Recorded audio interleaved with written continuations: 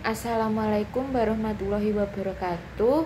Om Swastiastu, Namo Buddhaya, salam kebajikan. Yang terhormat Ibu Lintang Vernusita selaku dosen pengampu mata kuliah Hukum Pajak Akuntansi kelas 2023G dan teman-temanku yang saya banggakan. Pada kesempatan kali ini, izinkan kelompok kami memaparkan hasil diskusi dengan materi administrasi perpajakan dan tata kelola pemungutan pajak. Izinkan saya memperkenalkan anggota kelompok kami. Yang pertama ada Hafsah Sahda Areta dengan NIM 142, yang kedua ada Citra Ayu Fernanda dengan NIM 152, yang ketiga ada Sofia Amaliatul Kusna dengan NIM 162, yang keempat ada Nabila Putri Sonia dengan NIM 194, dan yang terakhir Karina Tria Herawati Basuki dengan NIM 205. Yang pertama, saya akan membahas tentang prosedur administrasi yang digunakan saat ini. Sebelumnya, tujuan dari diadakan prosedur dalam administrasi itu adalah untuk mempermudah proses pengelolaan arsip. Beberapa prosedur administrasi yang umum digunakan saat ini antara lain, yang pertama ada pengelolaan dokumen atau pengumpulan dan pengolahan data. Dokumen yang dimaksud di sini itu meliputi penyimpanan, pengarsipan, pengaturan, dan pengelolaan dokumen organisasi seperti kontrak, laporan keuangan, dan dokumen penting lainnya. Dalam proses pengumpulan data ini, itu didapatkan dari berbagai sumber informasi seperti formulir, media sosial, dan sistem informasi lainnya. Setelah data didapatkan, kemudian data diolah dan dianalisis untuk mendapatkan informasi yang berguna bagi suatu organisasi. Yang kedua ada pengelolaan keuangan. Pengelolaan keuangan ini meliputi pencatatan transaksi, pembayaran, dan pelaporan keuangan. Yang ketiga ada pengelolaan proyek. Administrasi itu juga melibatkan pengelolaan proyek. Pengelolaan proyek ini tuh seperti perencanaan, pengorganisasian, dan pengawasan proyek. Tujuan dari diadakan pengawasan proyek ini tuh untuk memastikan bahwa proyek yang dijalankan selesai sesuai waktunya dan sesuai dengan anggaran yang telah disediakan. Yang keempat ada pengelolaan sumber daya manusia. Administrasi juga melibatkan manajemen sumber daya manusia. Hal ini itu melibatkan perekrutan, pelatihan, dan pengembangan karyawan. Dan yang terakhir ada pengelolaan waktu. Tujuannya untuk menjadwalkan pertemuan dan mengelola jadwal kegiatan. Prosedur administrasi ini tuh sebenarnya bervariasi tergantung dari jenis organisasinya, dari lokasinya, terus dari jenis administrasi yang digunakan oleh suatu organisasi tersebut. Selanjutnya saya akan menjelaskan tentang tingkat kepatuhan wajib pajak terhadap prosedur administrasi. Jadi ada beberapa faktor yang mempengaruhi tingkat kepatuhan wajib pajak terhadap prosedur administrasi, diantaranya yaitu yang pertama adalah efektivitas administrasi perpajakan. Jadi semakin tinggi kepatuhan wajib pajak, semakin tinggi pula tingkat keberhasilan penerimaan pajak daerah. Efektivitas administrasi perpajakan berpengaruh terhadap penerimaan pajak daerah, di mana peningkatan efektivitas administrasi perpajakan akan meningkatkan penerimaan pajak daerah sebesar 0,8%. Yang kedua adalah modernisasi sistem administrasi perpajakan. Modernisasi sistem administrasi perpajakan juga memiliki pengaruh terhadap peningkatan kepatuhan wajib pajak. Studi menunjukkan bahwa modernisasi sistem administrasi perpajakan dapat meningkatkan kepatuhan wajib pajak dalam membayar pajak. Yang ketiga adalah kesadaran wajib pajak. Kesadaran wajib pajak juga mempengaruhi tingkat kepatuhan wajib pajak terhadap prosedur administrasi. Studi menunjukkan bahwa tingkat pemahaman, pendidikan, dan penghasilan wajib pajak berpengaruh signifikan terhadap kepatuhan wajib pajak dalam membayar pajak. Dalam rangka peningkatan tingkat kepatuhan wajib pajak terhadap prosedur administrasi, perlu adanya pembinaan, penyuluhan, pengawasan, serta penelitian yang berkaitan dengan bidang perpajakan. Selain itu, pemerintah juga perlu terus melakukan penyederhanaan dan modernisasi sistem administrasi perpajakan untuk memudahkan wajib pajak dalam melaksanakan kewajibannya. Digitalisasi pelayanan perpajakan. Digitalisasi pelayanan perpajakan sendiri mempunyai definisi, yaitu upaya dari pemerintah untuk mengubah sistem administrasi perpajakan dari yang semula manual menjadi menggunakan teknologi informasi dan komunikasi. Digitalisasi pelayanan pajak ini sendiri mempunyai tujuan, yaitu untuk mempercepat proses pelayanan pajak, meningkatkan efisiensi, dan mengurangi potensi kesalahan dalam administrasi perpajakan. Berikut ini ada 6 aplikasi pelayanan perpajakan yang biasa digunakan di Indonesia.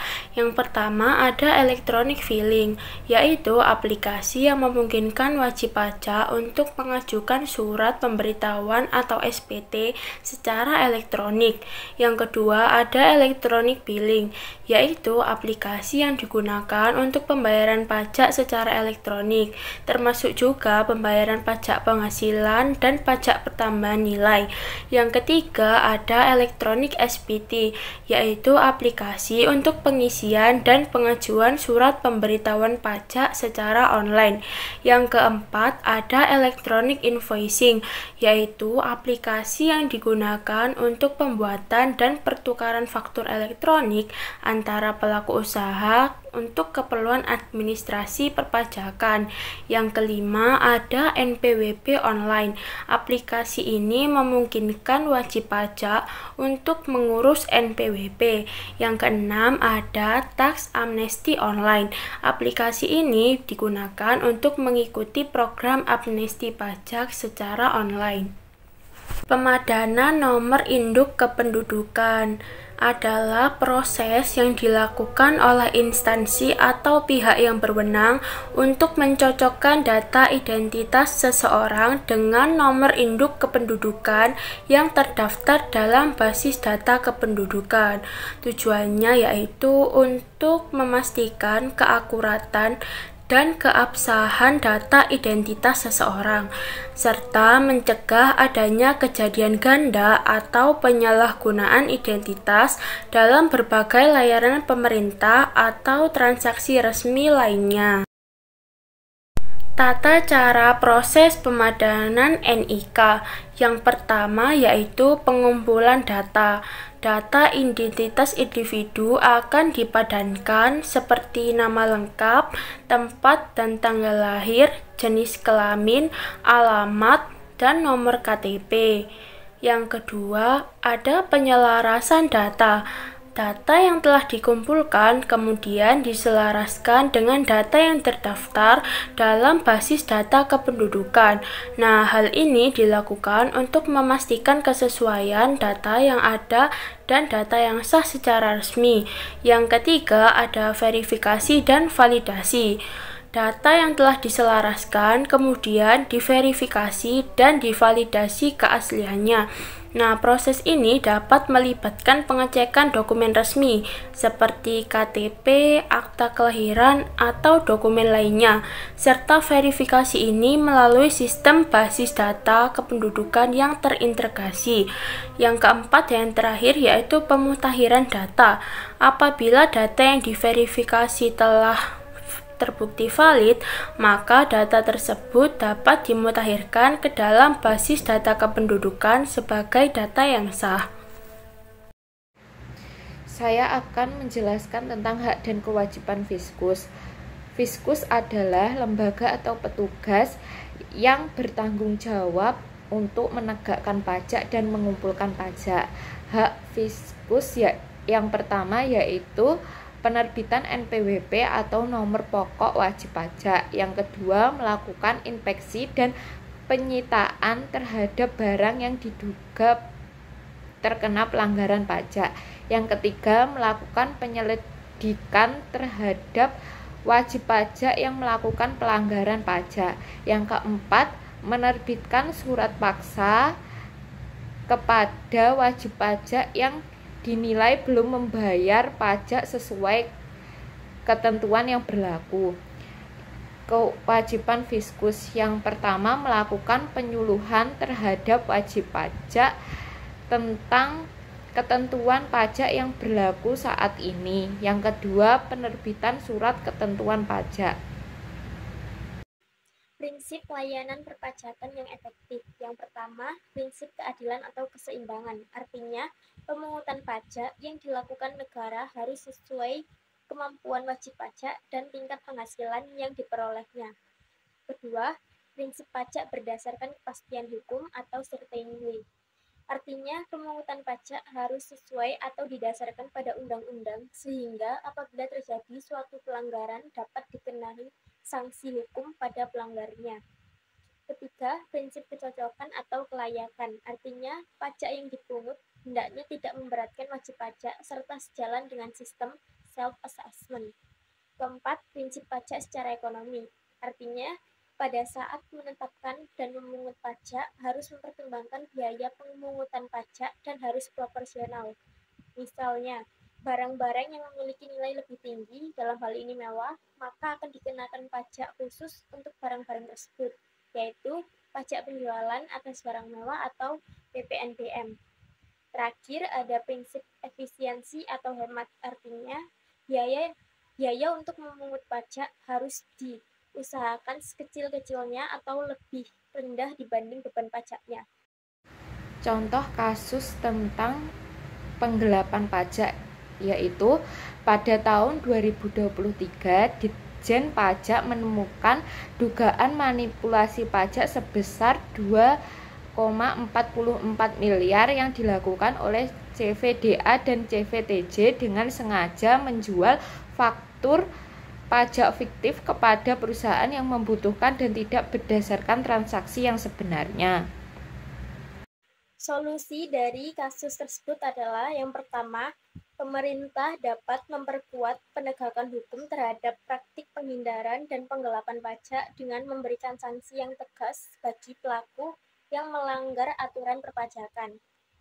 Kedua, untuk perusahaan perlu meningkatkan kesadaran dan etika bisnis yang baik sehingga tidak hanya menjalankan praktik yang legal tetapi juga etis dalam konteks perpajakan.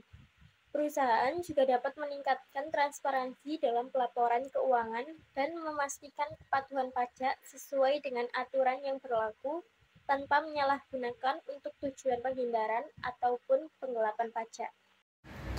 Sekian presentasi dari kelompok kami. Apabila ada kurang dan lebihnya mohon maaf. Wassalamualaikum warahmatullahi wabarakatuh.